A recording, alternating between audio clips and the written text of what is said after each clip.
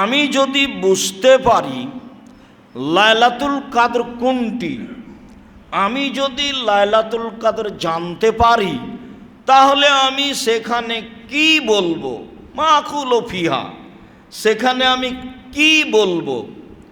তখন রাসূল সাল্লাল্লাহু আলাইহি সাল্লাম বললেন, কুলি, তুমি বলো, আল্লাহুম্মা ইন্নাকা আফুবুন তুহিব্বুল আফওয়া, হে আল্লাহ, তুমি ক্ষমাশীল, ক্ষমাকে ভালোবাসো, আমাকে ক্ষমা করো। তুমি বলবা, আল্লাহুম্মা ইন্নাকা আফুবুন তুহিব্বুল আফওয়া ফাফু আন্নি, হে আল্লাহ, তুমি ক্ষমাশীল, ক্ষমাকে ভালোবাসো, আমাকে ক্ষমা করো। এইটা বলবা। এই কথা, এই দোয়া রাসূল সাল্লাল্লাহু আলাইহি সাল্লাম আয়েশা রাদিয়াল্লাহু তাআলা আনহাকে শিখিয়ে দিলেন।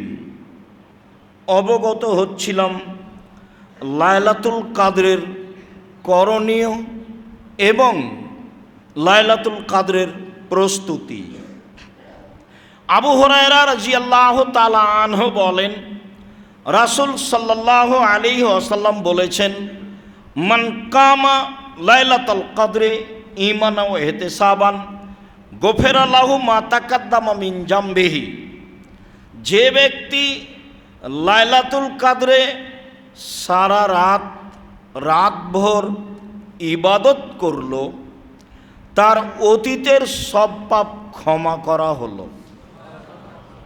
ঈমান সহকারে নেকির আশায় সে যদি লাইলাতুল কদর জেগে ইবাদত করে, তাহলে তার অতীতের পাপ ক্ষমা করা হবে বলে রাসূল সাল্লাল্লাহু আলাইহি সাল্লাম ঘোষণা দিয়েছেন। হাদিস বুখারী মুসলিম। আবু হুরায়রা রাদিয়াল্লাহু তাআলা আনহু বলেন, রাসূল সাল্লাল্লাহু আলাইহি ওয়াসাল্লাম বলেছেন, এদা জাআকুম রমাজানু, যখন তোমাদের কাছে রমাজান চলে আসে, শাহরুন মুবারাকুন, তা হচ্ছে মঙ্গলময় মাস, তা হচ্ছে বরকতময় মাস, ফিহে লাইলাতুন খায়রুম মিন আলফি শাহর, তাতে একটি রাত রয়েছে যা হাজার মাসের চেয়ে উত্তম। রমজান মাস তোমাদের কাছে এসেছে, আসে। রমজান মাস মঙ্গলময় বরকতময় মাস, তাতে একটি রাত রয়েছে যা হাজার মাসের চেয়ে উত্তম। মান হরেমাল খাইরাকুল্লাহু, যাকে সে রাত হতে বঞ্চিত রাখা হলো, তাকে সব কল্যাণ থেকে বঞ্চিত রাখা হলো। ওয়াফি রিওয়ায়াতিন ফিহা লাইলাতুন, তাতে একটি রাত রয়েছে। ফামান হরেমা খাইরাহা ফা হরেমা কুল্লা খাইরাহ, সেই রাত থেকে যাকে বঞ্চিত করা হলো, তাকে সব কল্যাণ থেকে বঞ্চিত করা হলো। লা ইউহরামু খায়রাহা ইল্লা কুল্লু মাহরুমিন, প্রত্যেক কল্যাণ হতে বঞ্চিত মানুষকেই সেই দিন বঞ্চিত রাখা হয়। প্রত্যেক দয়া রহমত হতে বঞ্চিত মানুষকেই সেই দিন বঞ্চিত রাখা হয়। প্রত্যেক দয়া কল্যাণ হতে বঞ্চিত মানুষকেই সে রাতে বঞ্চিত করা হয়। এ কথা মুহাম্মদ সাল্লাল্লাহু আলাইহি সাল্লাম বলেন। হাদিস সহিহ, তিরমিজি, আবু দাউদ। সম্মানিত দিনী ভাই বোন, লাইলাতুল কাদর, লাইলাতুল কাদর একটি অতীব গুরুত্বপূর্ণ মাস, যা আমাদের জন্য ভেবে কিছু আমল করা উচিত। আল্লাহ আমাদের তৌফিক দান করুক আমলের। আল্লাহুম্মা আমিন। আল্লাহুম্মা সাল্লি আলাইহি।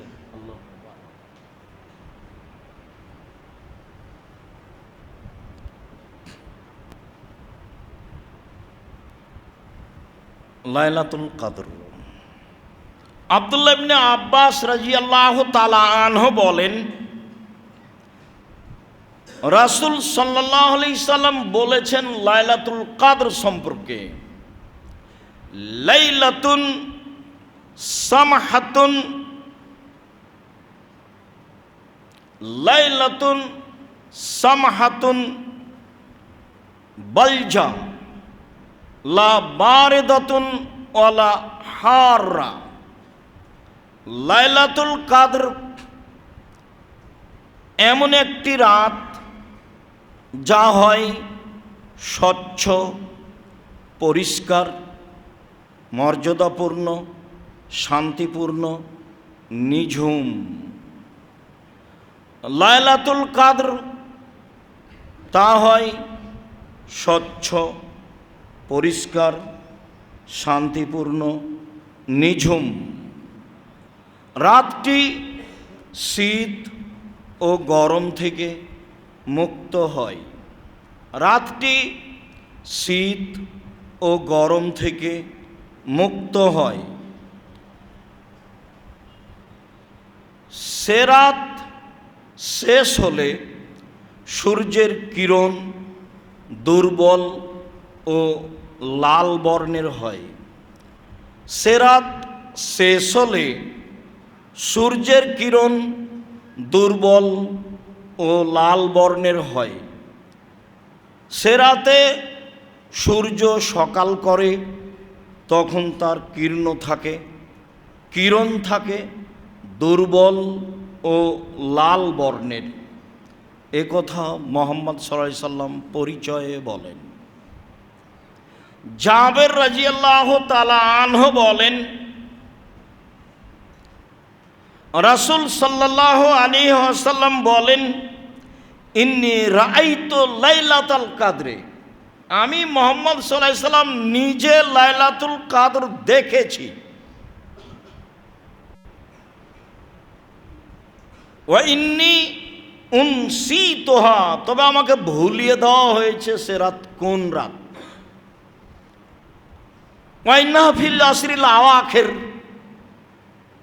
ফি লায়ালিহা, অবশ্যই হবে তা রমজানের শেষ দশকের রাতে।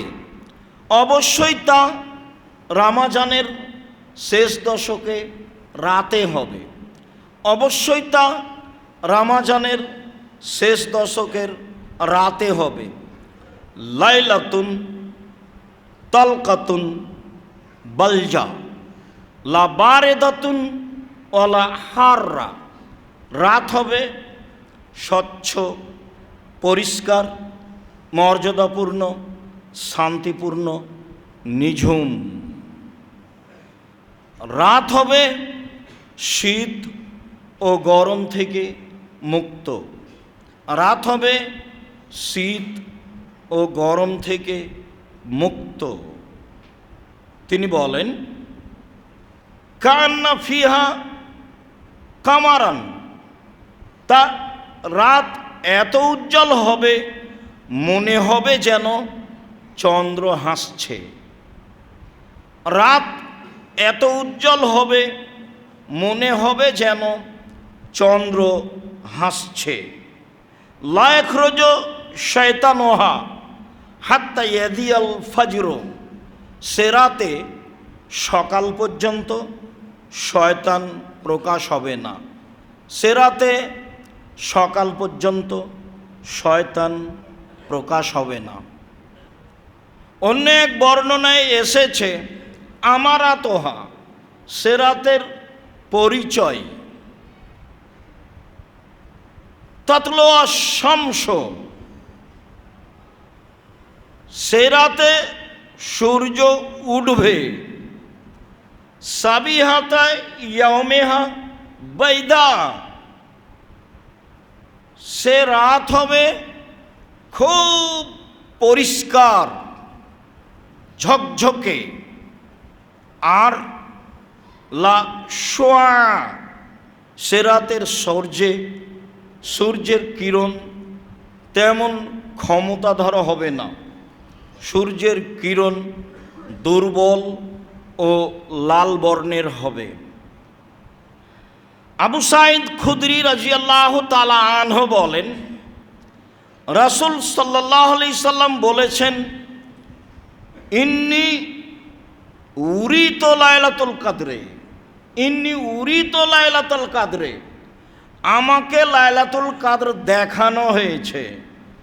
আগের বর্ণনায় তিনি বললেন আমি দেখেছি, আর এখানে বলছেন আমাকে দেখানো হয়েছে।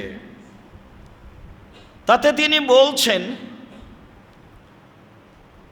ওয়া ইন্নাহা ওয়া নুসিতুহা, আমি ভুলে গেছি, আমাকে ভুলিয়ে দেওয়া হয়েছে।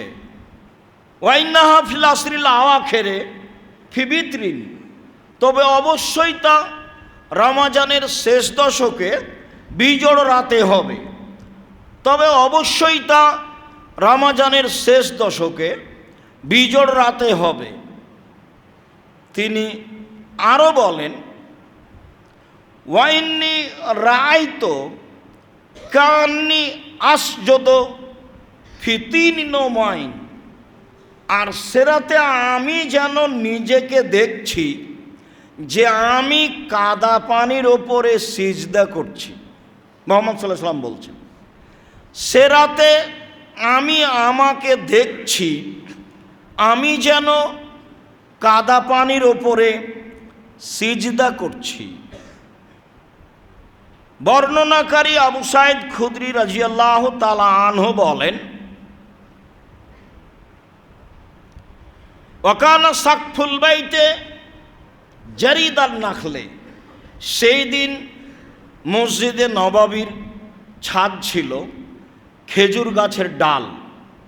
সেই দিন মসজিদে নববীর ছাদ ছিল খেজুর গাছের ডাল, মানে যা বৃষ্টি হয় তা বাহিরের চেয়ে ভিতরে বেশি পড়ে।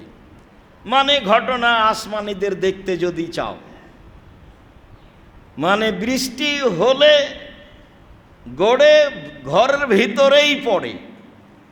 তো সেই দিন মসজিদে নববীর ছাদ ছিল খেজুর গাছের ডাল। মা নারা ফিস সামায়ে শায়া, সেদিন আমরা আকাশে কোনো মেঘ দেখিনি, রাত ছিল স্বচ্ছ।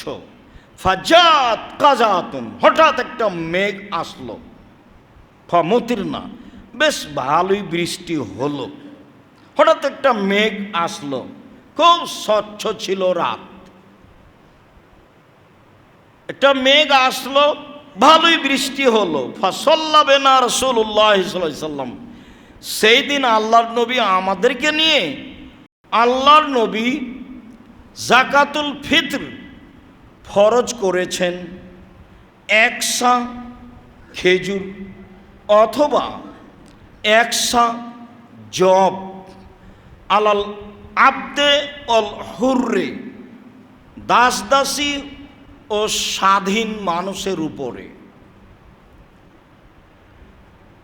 অযাকারে ওয়াল উনসা, মহিলা ও পুরুষের উপরে।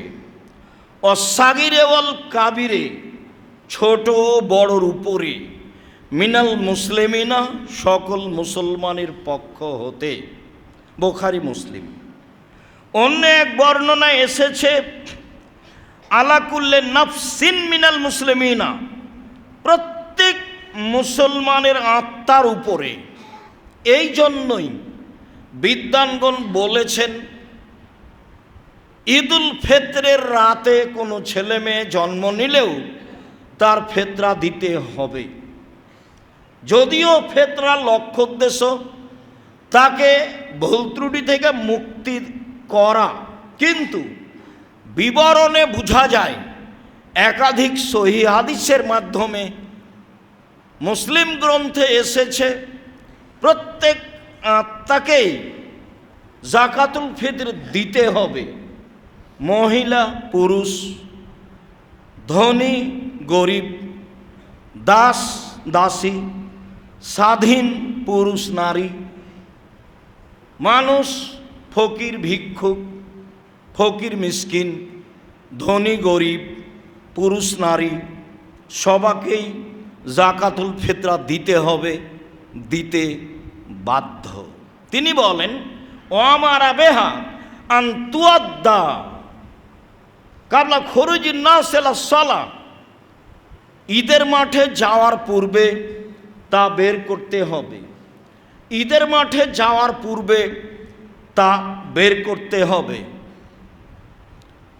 15 দিন আগে বের করার কোনো প্রশ্নই আসে না। 27 রামাজানে, 25 রামাজানে ফেতরা বের করার কোনো প্রশ্নই আসে না। অবশ্যই সুন্নাত যা আগে থেকে করে আসছিলেন ঈদের দিন সকালে।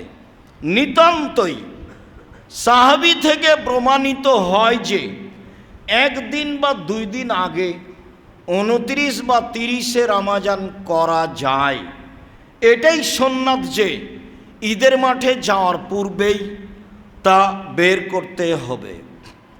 আব্দুল্লাহ ইবনে আব্বাস রাদিয়াল্লাহু তাআলা আনহু বলেন, রাসূল সাল্লাল্লাহু আলাইহি সাল্লাম ফারাজা যাকাতাল ফিতরে, যাকাতুল ফিতর ফরজ করেছেন। যাকাতুল ফিতর তিনি ফরজ করেছেন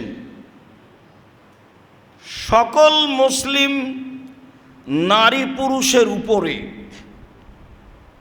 তো মাতাল্লি অতহরতান লিসাইম মিনাল লাগবে ওয়া রাফাসে অত মাতাল্লিল মাসাকিন, অবশ্যই তা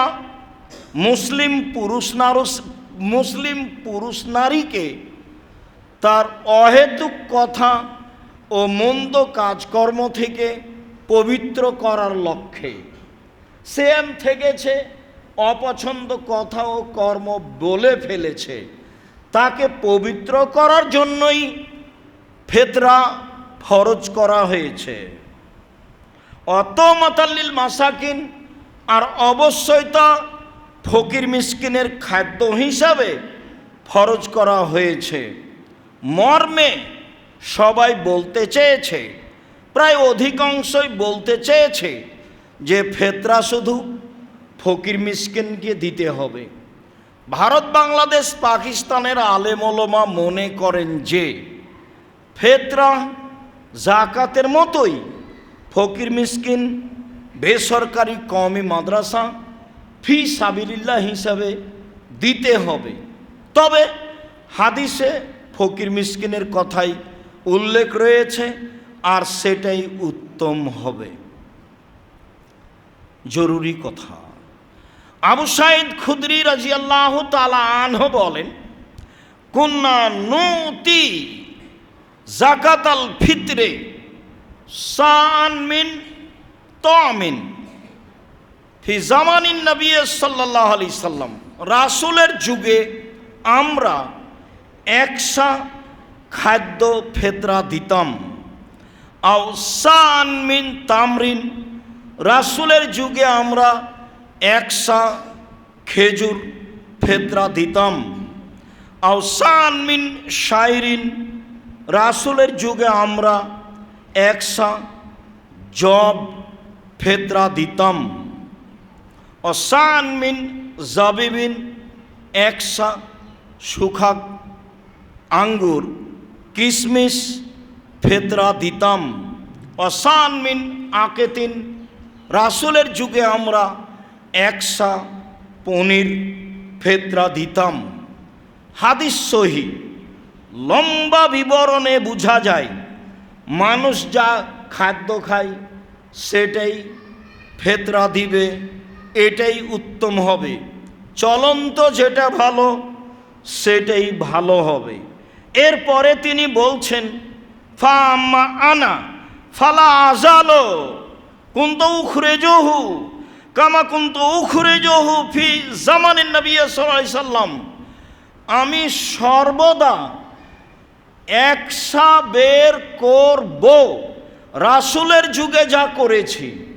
আবার বলছেন, লা আখরুজু আবাদান ইল্লা সান, আমি 100 ছাড়া ফিতরা বের করব না। আমি সর্বদা রাসূলের যুগে যেভাবে 100 ফিতরা দিতাম সেই 100ই ফিতরা দিব। আমি সর্বদা 1 সাই ফেতরা দিব। কাল রাজুলুন মিনাল কওমি, জনগণের মধ্য হতে একজন দাঁড়িয়ে বলল, আমুদ্দায়নে মিন কামহিন, কেন অর্ধসা গম দিলে হবে না? 1.25 কেজি গম দিলে হবে না কেন? অর্ধসা 2 মুদ অর্ধসা গম দিলে হবে না? কাল আল্লাহ, তিনি বললেন না, হবে না। তিলকা ফেল মুআবিয়া, তা হচ্ছে মুআবিয়ার কর্ম। তিলকা কিমত মুআবিয়া, তা হচ্ছে মুআবিয়ার মূল্য নির্ধারণ।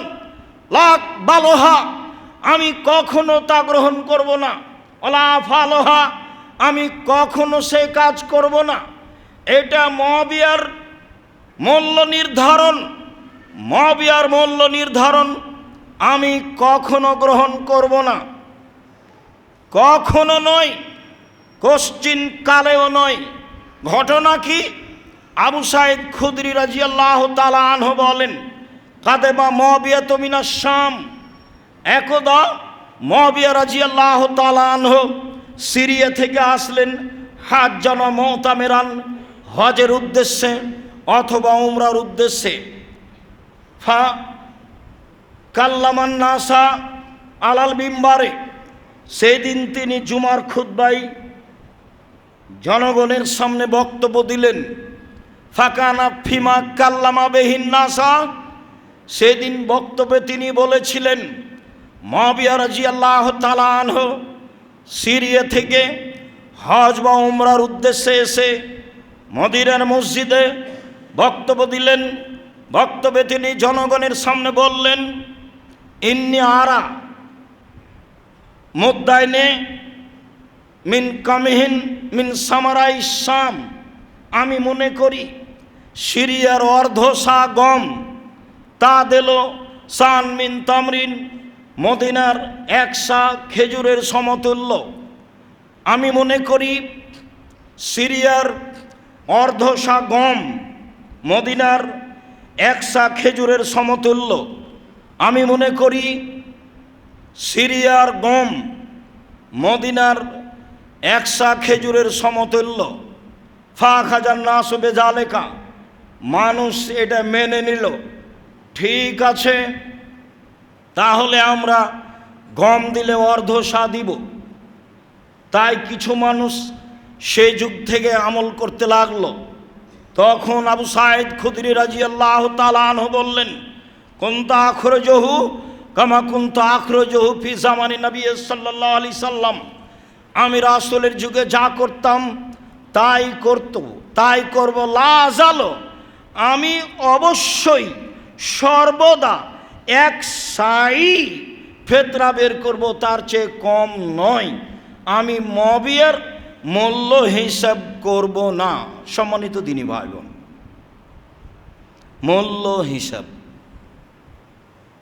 মূল্য হিসাব করে মানুষ সায়ের পরিবর্তে, শস্যের পরিবর্তে টাকা দিচ্ছে। হাদিসে বোঝা যাচ্ছে রাসূল সাল্লাল্লাহু আলাইহি সাল্লামের যুগে শস্য ফেতরা দেওয়া হতো 1 সা 2.5 কেজি শস্য দেওয়া হতো, খাদ্য দেওয়া হতো। অনেক খাদ্যের নাম উল্লেখ হয়েছে, তাতে স্পষ্ট শস্য খাদ্যই প্রমাণ হয়। ধান দেওয়া যায়, তবে তা উত্তম হবে না। গম চাউল সবচেয়ে উত্তম হবে। অন্য খাদ্যও দিতে পারেন। সা মক্কা ও মদিনা হেজাজের সার পরিমাণ হলো 2.5 কেজি। 1 সা সমান 2.5 কেজি। ইরাকের সা সমান হলো 3.5 কেজি। 3.5 কেজির অর্ধেক হলো 2.25 কেজি। 3.5 3.5 অর্ধেক হচ্ছে জি 2.25 কেজি। 2.25 কেজির মূল্য হিসাব করে যা হয়, ভারত বাংলাদেশ পাকিস্তানের শতকরা 95 জন মানুষ সেই হিসাবে ফেতরা দিয়ে থাকে, যা আপনারা দেখতে পান। একে তো মুআবিয়া রাদিয়াল্লাহু তাআলা আনহুর হিসাব, আরেকবার ইরাকের হিসাব। সেই কালে আবু সাঈদ খুদরি রাদিয়াল্লাহু তাআলা আনহু মুআবিয়া রাদিয়াল্লাহু তাআলা আনহুর এই মূল্য হিসাবের চূড়ান্ত বিরোধিতা করেছেন এবং শক্ত পদক্ষেপে বলেছেন, কখনো আমি মুআবিয়ার সিদ্ধান্ত গ্রহণ করব না, আমি মূল্য হিসাব করে ফেতরা দিব না, আমি মূল্য হিসাব করে টাকা দিব না। মর্মে আমরা বলে আসছি বলছি, কিয়ামত পর্যন্ত মূল্য হিসাবে ফেতরা আদায় করলে ফেতরা আদায় হবে না, শস্যই ফেতরা দিতে হবে, এ কথাই ঠিক। সারা দুনিয়ার মানুষ যদি মূল্য হিসাবে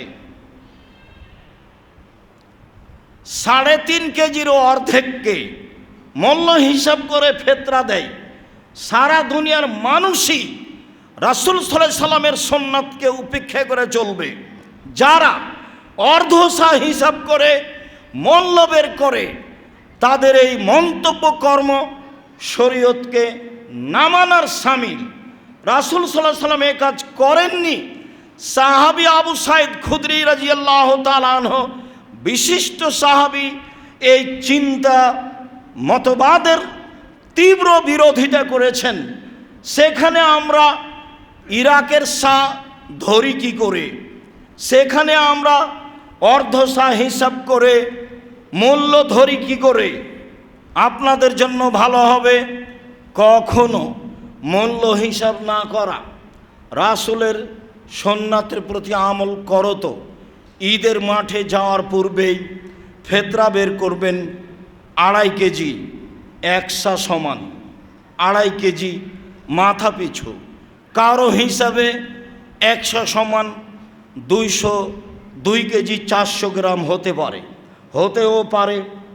কারো হিসাবে একশা সমান 2 কেজি 600 গ্রাম হতেও পারে। কেউ যদি সরাসরি এখন মক্কা মদিনা থেকে সা নিয়ে এসে মেপে দেয়, সেইটা যে শরীয়তের বিরোধী হবে তা আমরা মনে করি না। কেননা সেটা একটা পাত্রের কথা উল্লেখ রয়েছে, সেই পাত্রে চাউল কিছু কম বেশ হতেই পারে। আর যারা বলছে সেই কালের একটি পাত্র সা আমরা পেয়েছি, এইটা কতদূর সত্য সেইটা আমি নিশ্চিত আপনাকে বলতে পারি না। তবে আপনি যদি মনে করেন এখন মক্কা মদিনায় সবাই যাচ্ছে আসছে, একটা সা কিনে নিয়ে আসি, বা যারা কিনে নিয়ে এসে সেইখানে আপনি 1 সা চাউল দেন, সমস্যা নেই। 1 সা গম দেন, তাতে সমস্যা নেই। যদি আমরা মূল্য হিসাব করি খেজুরের, তাহলে এইবার যারা মূল্য হিসেবে ফেতরা দিচ্ছেন তাদের একটু বলে রাখি, একটু কথাটা উল্টে ধরেন না। সেই কালে মদিনায় গমের দাম ছিল বেশি, খেজুরের দাম ছিল কম। আজকে তো মাশাআল্লাহ খেজুরের দাম অনেক বেশি। 1 সা 2.5 কেজি দামি খেজুরের মূল্য যা, সেই মূল্য দিয়ে যত গম আসে কিনে দেন না, ভালো হয়। বিপদে পড়িয়েন না। শরীয়ত থেকে একটু এদিক ওদিকে সরে গেলে মিথ্যা কথা দিয়ে ঢাকতে হবে, মন্তব্য দিয়ে ঢাকতে হবে, জাতির কাছে দাঁড়ানো যাবে না। সারা দুনিয়ার দিনী মুসলিম ভাই বোনকে বলি, যেহেতু রাসূল সাল্লাল্লাহু আলাইহি সাল্লামের সিদ্ধান্ত এটাই, 1 সা শস্য হতে হবে, অতএব মানুষের মতামত ত্যাগ করে আল্লাহকে সন্তুষ্ট করার আশায় রাসূলের সুন্নাতকে শক্তভাবে ধরার লক্ষ্যে 1 সা সমান 2.5 কেজি শস্য চাউল বা গম ফেতরা হিসাবে দেওয়ার জন্য আমি আব্দুর রাজ্জাক বিন ইউসুফ দেশের দিনী মুসলিম ভাই বোনকে, পৃথিবীর বাঙালি দিনী মুসলিম ভাই বোনকে অনুরোধ জানাচ্ছি। বের করার পরে গ্রাম্য সর্দার যারা, তারা বিক্রি করে কিছু করুক, সেটা তার ব্যাপার। কিন্তু আমি অবশ্যই শস্য বের করব, অবশ্যই তা ঈদের মাঠে যাওয়ার পূর্বে বের করব। অবশ্যই যদি মনে করি জরুরি কারণে একটু আগে, তাহলে 1 দিন বা 2 দিন আগে তা 28শে রামাজানে নয়, তা 25শে রামাজানে নয়, তা 27শে রামাজানে নয়। এটা তো জাকাত, এটা হচ্ছে শরীরের সিয়ামের পবিত্রতার জন্য। তা আপনার এখনো তো 15 দিন সিয়াম বাকি আছে, তা আপনি আগেই ফেতরা দিয়ে দিলেন, তো কি পবিত্র করবেন আপনি? ধর্ম পাগল হয়ে গেল নাকি? ধর্ম পাগল নয়, ধর্মে একজনের কথা দিয়ে চলে, যার নাম মোহাম্মদ সাল্লাল্লাহু আলাইহি সাল্লাম। সম্মানিত দিনী ভাই বোন, ফেতরার বিষয়টি ভালোভাবে দেখার জন্য আমি আন্তরিকভাবে অনুরোধ জানাচ্ছি। আব্দুর রাজ্জাক সাহেব, কেউ যদি ফেতরা না নেয় কী করব? কেউ যদি না নেয় ফেলে দিন। ফেলে দিবেন কেন? গরিব মিসকিন আছে, না হয় জামিয়া সালাফে পাঠিয়ে দিন। একটা পথ বললাম আপনাকে, যে সেই কথা ভান করে রাসূলের সুন্নাতকে উপেক্ষা করা যাবে না, এইটা আপনাকে আমি আন্তরিকভাবে মনে রাখার জন্য অনুরোধ জানাচ্ছি। অবশ্যই ইতিকাফ কোনো জরুরি বিষয় নয়। অবশ্যই মহল্লার একজনকে না একজনকে ইতিকাফে থাকতে হবে, নইলে গ্রামবাসী ক্ষতিগ্রস্ত হবে। কথাটা একেবারেই মিথ্যে, যাহা মিথ্যে কথা ধর্মে জনগণ ছড়াচ্ছে। ইতিকাফ জরুরি নয়, ইতিকাফ ফরজ নয়, ইতিকাফ ওয়াজিব নয়। ইতিকাফ অবস্থায় জানাজায় যেতে পাবে না, ইতিকাফ অবস্থায় অসুস্থ মানুষকে দেখতে যেতে পাবে না, ইতিকাফ অবস্থায় পারিবারিক বিষয়টি ঘটাতে পাবে না, ইতিকাফ অবস্থায় জরুরি প্রয়োজন পেশাব পায়খানা ছাড়া বাইরে যাওয়া যাবে না, ইতিকাফ জুমা মসজিদ ছাড়া চলে না, ইতিকাফ সিয়াম ছাড়া চলে না, ইতিকাফ 10 দিনের কমে চলে না, 5 দিন 3 দিন ইতিকাফ চলে মর্মে কথাটি শোনা গেলে ভুল হয়ে আছে। উমর রাদিয়াল্লাহু তাআলা আনহু ইতিকাফ করেছিলেন একদিন কাবা ঘরে, তা ছিল মানত। মানত পেশ করে বিধানের পরিবর্তন ঘটানো যায় না, অতএব মক্তবে ইতিকাফ চলবে না। মহিলারাও বাড়িতে ইতিকাফ করতে পারে না, জুমা মসজিদ ছাড়া ইতিকাফ হয় না। লাইলাতুল কদর ধরার জন্য প্রাণপণে জীবন বাজি রেখে চেষ্টা চালিয়ে যেতে হবে। শেষের 10 রাত ভালোভাবে ইবাদত করার চেষ্টা করতে হবে। লম্বা সময় ধরে 8 রাকাত সালাত আদায় করতে হবে। আয়েশা রাদিয়াল্লাহু তাআলা আনহা বলেন, লা তাসালান তুলিহিন্না ওয়া হুসনিহিন্না। আল্লাহর নবী 8 রাকাত তারাবি পড়লেন। জিজ্ঞাসা করো না তুমি তা ছিল কত লম্বা, তা ছিল কত সুন্দর। জিজ্ঞাসা করো না তুমি তা ছিল কত লম্বা, তা ছিল কত সুন্দর।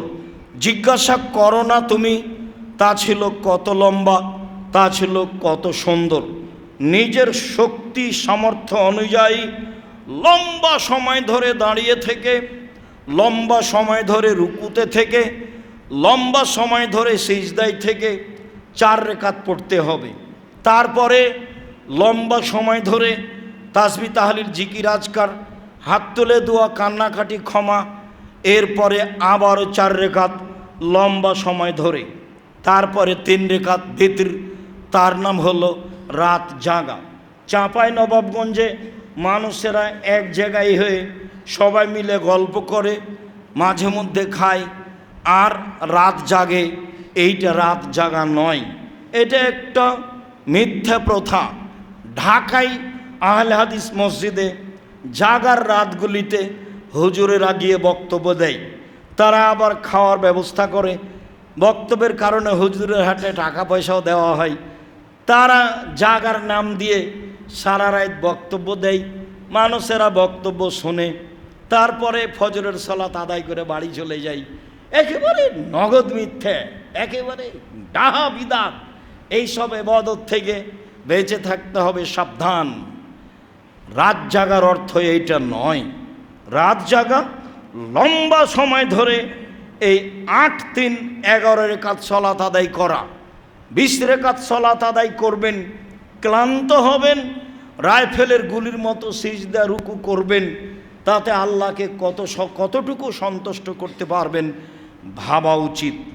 আমি আপনি আমার দিনী ভাই, আপনি আমার দিনী বোন, আপনাকে আমি কটাক্ষ করে কিছু বলতে চাইনি, আল্লাহ মাফ করুক।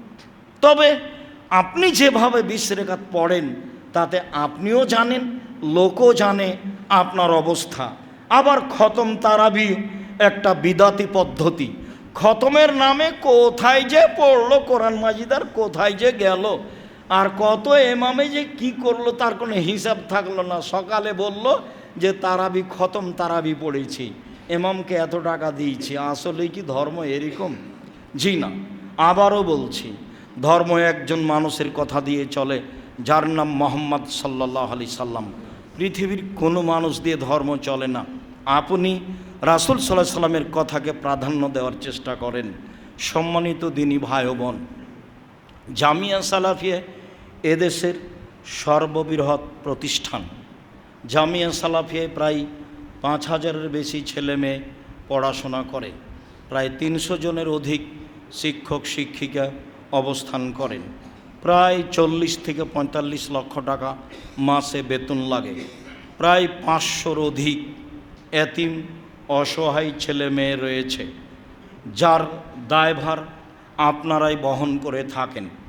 জামিয়া সালাফের একটি বড় শাখা মক্তব, বাংলাদেশে 700-এর বেশি মক্তব চলছে, 700-র বেশি মক্তব চলছে।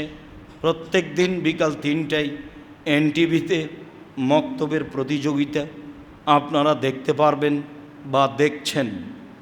জামিয়া সালাফের অধীনে অনলাইন আল ইতেসাম টিভি রয়েছে, যাতে আপনারা বিষয়ভিত্তিক বক্তব্য প্রশ্নের উত্তর অবগত হচ্ছেন।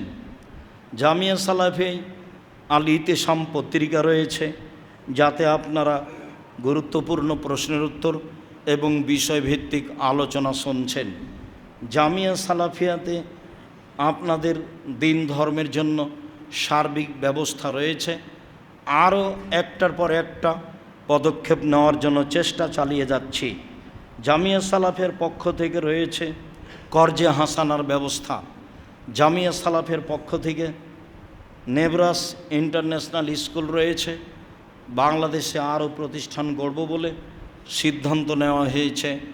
আমি আপনাদেরকে সব কিছুর শেষে এসে বলছি, অবশ্যই একটু মন খুলে জামিয়া সালাফের জন্য দোয়া করবেন। আল্লাহ তুমি জামিয়া সালাফেকে কবুল করো, এইটুকু আমার আপনার উপরে দাবি, এইটুকু আপনি ভুলে যায়েন না। আমিও বলতে ভুল করি না, চেষ্টা করি। আপনি আমার দিনী ভাই বোন হিসাবে আপনাকেও এইটুকু বলার জন্য আন্তরিকভাবে অনুরোধ জানাচ্ছি। জামিয়া সালাফিয়া যেহেতু শিরক মুক্ত প্রতিষ্ঠান, বিদাত মুক্ত প্রতিষ্ঠান, দলমুক্ত প্রতিষ্ঠান, সংগঠন মুক্ত প্রতিষ্ঠান, হিংসা মুক্ত প্রতিষ্ঠান, একেবারে নিঃস্বার্থপর আল্লাহকে সন্তুষ্ট করার জন্য প্রতিষ্ঠান। এই প্রতিষ্ঠানে আপনি 10 টাকা দিলেও ভালো ফলাফল ভোগ করবেন ইনশাআল্লাহ। মর্মে আমি বলেছি, পতিতালয়ের মহিলা যদি কুকুরকে পানি পান করিয়ে জান্নাত পেতে পারে, তাহলে জামিয়া সালাফের মতো শিরক বেদাত দলমুক্ত প্রতিষ্ঠানে আল্লাহকে সন্তুষ্ট করার আশায় 10 টাকা দান করলে আপনি জান্নাত পাবেন ইনশাআল্লাহ। মর্মে দৃঢ়তা সহকারে আপনাকে আমি জানাচ্ছি, আপনি আল্লাহকে সন্তুষ্ট করার আশায় আপনার অর্থ সম্পদকে নিরাপদে রাখার উদ্দেশ্যে, জমি জায়গা ছেলে মেয়েকে বিপদমুক্ত রাখার উদ্দেশ্যে, বাপ মায়ের পাপ কবরের শাস্তি বন্ধ হয়ে যাওয়ার উদ্দেশ্যে, আল্লাহকে সন্তুষ্ট করার আশায় দানের হাত প্রশস্ত করবেন। যার বিবরণ একাধিক সময়ে বলেছি, সেগুলো দেখে আমল করার জন্য চেষ্টা করবেন। আল্লাহ আমাদের যারা মারা গেছে তুমি তাদের কবরের শাস্তি মাফ করো। আমরা যারা অসুস্থ তুমি তাদের আরোগ্য দান করো। আমরা যারা বেঁচে আছি তুমি তাদেরকে তোমার রাসূলের পদ্ধতি অনুযায়ী চলার তৌফিক দান করো। রমাজান শেষ হতে যাচ্ছে, যথাযথভাবে মূল্যায়ন করার তৌফিক দান করো। দানের হাত প্রশস্ত করো। তো জামিয়া সালাফের জন্য আন্তরিকভাবে দোয়া করার তৌফিক তোমার দরবারে চাচ্ছি। সবাই যেন আমরা জামিয়া সালাফের জন্য দোয়া করতে পারি, নিজের জন্য যেমন দোয়া করি এই তৌফিক তুমি দান করো। তোমার দরবারে এই জোরালো দাবি দোয়া রেখে আজকের জুমার খুতবা এখানে শেষ করলাম। আল্লাহুম্মা সাল্লি আলাইহি, আল্লাহুম্মা বারিক আলাইহি।